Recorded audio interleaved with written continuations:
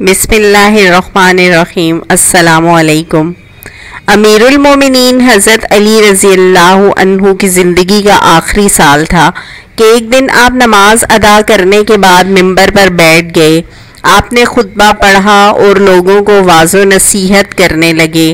پھر فرمایا، اے لوگوں، دوسرے لوگوں کی طرح مجھے بھی عنقریب اس دنیا سے رخصت ہونا ہے، پس مجھ سے وہ باتیں پوچھ لو جو تم نہیں جانتے، تاکہ تمہاری معلومات میں اضافہ ہو۔ مجلس میں چند لمحے خاموشی رہی، پھر ایک کوفی نوجوان اپنی جگہ سے اٹھا اور کہنے لگا، اے علی، اب جب کہ آپ ہر چیز جانتے ہیں تو مجھے بتائیں کہ میری داڑھی میں کتنے بال ہیں۔ حضرت علی رضی اللہ عنہ مسکرائے، لیکن ابھی آپ نے کوئی بات شروع نہ کی تھی کہ مجلس کی خاموشی ٹوٹ گئی اور ہر طرف سے چہمہ گوئیوں کی آوازیں آنے لگیں۔ سب نے اپنی گردنیں بلند کیں اور سوال کرنے والے کو دیکھنے لگے اور انتظار کرنے لگے کہ آپ کیا جواب دیتے ہیں۔ حاضرین میں کچھ دشمن بھی موجود تھے، اس لیے کہنے لگے، آج علی کوئی جواب نہ دے سکیں گے۔ ہر شخص کی داڑھی کے بالوں کی تعداد الگ الگ ہوتی ہے، اس لیے حضرت علی کو کیسے معلوم ہے کہ اس کے بالوں کی تعداد کتنی ہے؟ چند لمحوں کے بعد حضرت علی نے حاضرین سے پوچھا، اس سوال کا درست جواب کون جانتا ہے؟ حاضرین میں سے کوئی شخص جواب دینے کے لیے تیار نہ ہوا اور مجلس میں چند لمحے خاموشی رہی۔ حضرت علی رضی اللہ عنہ کی خدمت میں قمبر نامی ایک آزاد کردہ غلام رہتا تھا، جو مکتب علی کا تربیت یافتہ آپ کا خدمت گزار اور جانثار تھا۔ سب لوگ قمبر کو پہچانتے تھے۔ جب بھی حضرت علی مسجد سے نکلتے تو قمبر آپ کے ہمراہ رہتا۔ اس موقع پر بھی قمبر دروازہ پر نہایت خاموشی سے کھڑا مسجد میں ہونے والی گفتگو سن رہا تھا۔ جب مجلس سے کوئی شخص جواب دینے کے لیے نہیں اٹھا تو حضرت علی نے قمبر کو آواز دی اور کہا، آؤ اور اس شخص کو جواب دو۔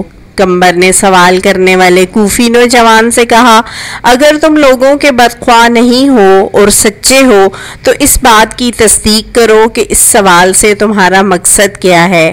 ایسا معلوم ہوتا ہے کہ تمہارا مقصد اپنے علم میں اضافہ نہیں ہے، بلکہ تمہاری غفلت اور بدبختی نے اس بات پر آمادہ کیا ہے کہ مسلمانوں کے پیشوا سے عجیب و غریب سوالات پوچھو۔ یاد رکھو، حضرت علی کو وہ تمام باتیں معلوم ہیں جس میں تمہاری بھلائی ہے۔ میں تمہیں جواب دے سکتا ہوں، لیکن اس سے قبل کہ تمہارے سوال کا جواب دوں، تمہیں معلوم ہونا چاہیے کہ تمہاری داڑھی کے ہر بال میں ایک شیطان چھپا بیٹھا ہے جو تمہارے دل میں وسوسے ڈالتا ہے اور تمہیں راہ راست سے دور کر رہا ہے۔ ہماری رہنمائی کے لیے اللہ تعالیٰ کی کتاب موجود ہے جس میں کوئی کمی بیشی نہیں ہے، لیکن اللہ تعالیٰ کی کتاب بھی آسمان کے ستاروں، فرشتوں اور پیغمبروں کی تعداد بیان نہیں کر سکتی، اس لیے کہ کئی چیزوں کا شمار کرنا بے حاصل ہے جب تک کہ اس میں فائدہ نہ ہو۔ سوال کرنے والا ابھی تک نہایت بے صبر تھا، اس لیے کہنے لگا، اے قمبر، تو نے واعظ اور نصیحت تو کر دی لیکن میرے سوال کا جواب نہیں دیا۔ قمبر نے کہا، اگر تم سمجھتے ہو کہ تمہاری داڑھی کے بالوں کی گنتی تمہارے لیے سود مند ہو سکتی ہے تو میں تجھے اس کا جواب بھی دے سکتا ہوں اور تمہیں مطمئن بھی کر سکتا ہوں۔ سوال کرنے والا جوان کہنے لگا، مجھے اس کا کوئی خاص فائدہ تو معلوم نہیں ہے، تاہم میں نے ایک سوال پوچھا ہے جس کا جواب جاننا چاہتا ہوں۔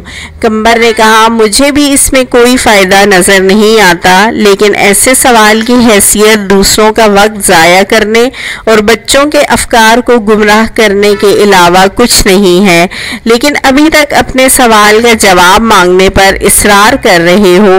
کیا تم گنتی اور حساب جانتے ہو اور 1000 سے لے کر 10,000 تک گنتی کر سکتے ہو؟ اس نے کہا، ہاں میں جانتا ہوں۔